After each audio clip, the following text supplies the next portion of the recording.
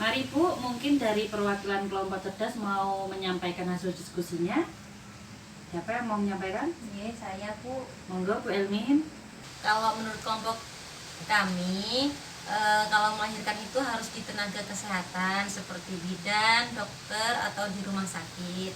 Terus setelah melahirkan itu periksanya 2 kali kayaknya Bu, setelah melahirkan itu. Jadi setelah nifas periksanya 2 kali ya, menurut kelompok cerdas ya. Sampai nifasnya selesai itu.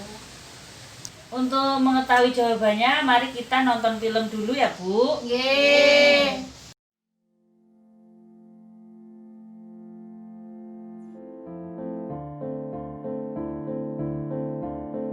Satu, proses kelahiran bayi harus ditolong oleh tenaga kesehatan terlatih di fasilitas kesehatan. 2. Minum lagi kapsul vitamin A warna merah pada hari kedua sesudah melahirkan. 3. Memperoleh pelayanan kesehatan paling tidak 3 kali pada minggu pertama, kedua, dan keenam setelah melahirkan. 4.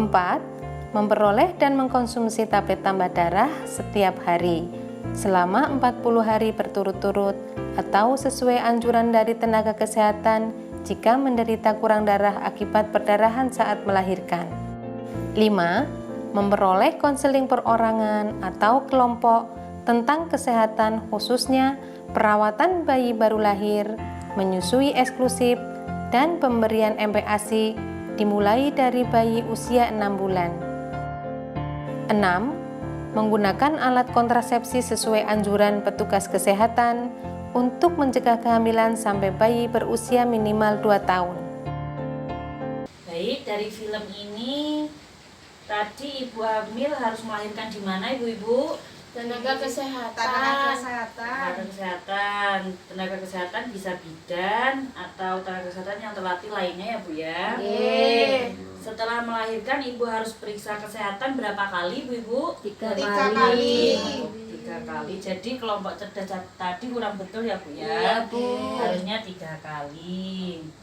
Jadi ibu-ibu kalau misalnya hamil, ibu-ibu harus melahirkan di layanan kesehatan yang ada tenaga kesehatan terlatihnya seperti bidan atau dokter spesial kandungan ya Bu. Yeay. Hal ini dimaksudkan agar tidak terjadi masalah atau timbul terjadinya tanda bahaya nifas. Sudah tahu tak Bu tentang bahaya nifas? Belum. Nggak ngerti Bu.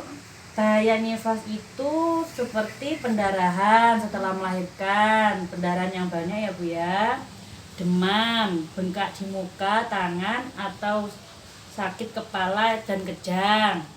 Yang keempat, payudaranya membengkak dan kemerahan. Yang kelima, ibu mengalami depresi setelah melahirkan sehingga nggak peduli pada bayinya. Itu tanda bahaya nifas ya Bu ya.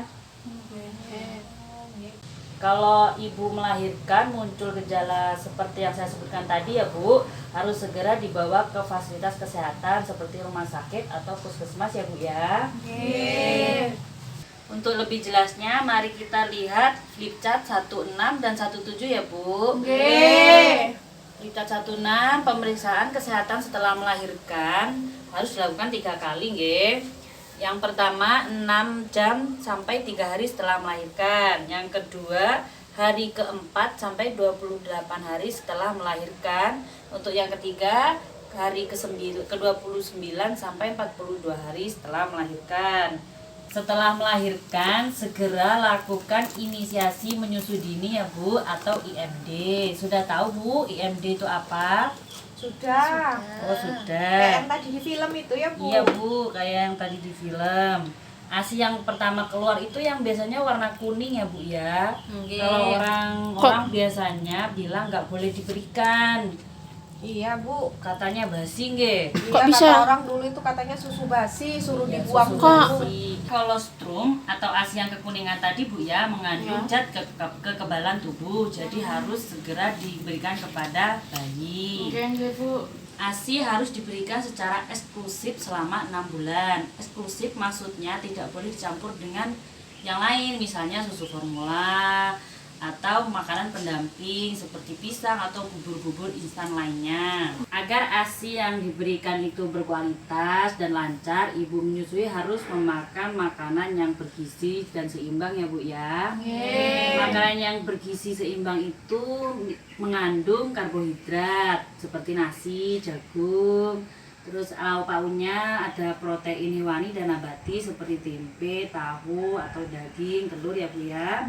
Jangan lupa Bu sayuran sama buah-buahannya. Untuk ibu menyusui yang bayinya masih umur 0 sampai 6 bulan ya Bu harus minum 14 gelas sehari. Kalau untuk yang 6 bulan ke atas bayinya ibu menyusui harus minum 12 gelas per hari, nggih. Sudah paham ya Ibu-ibu? Iya, Bu.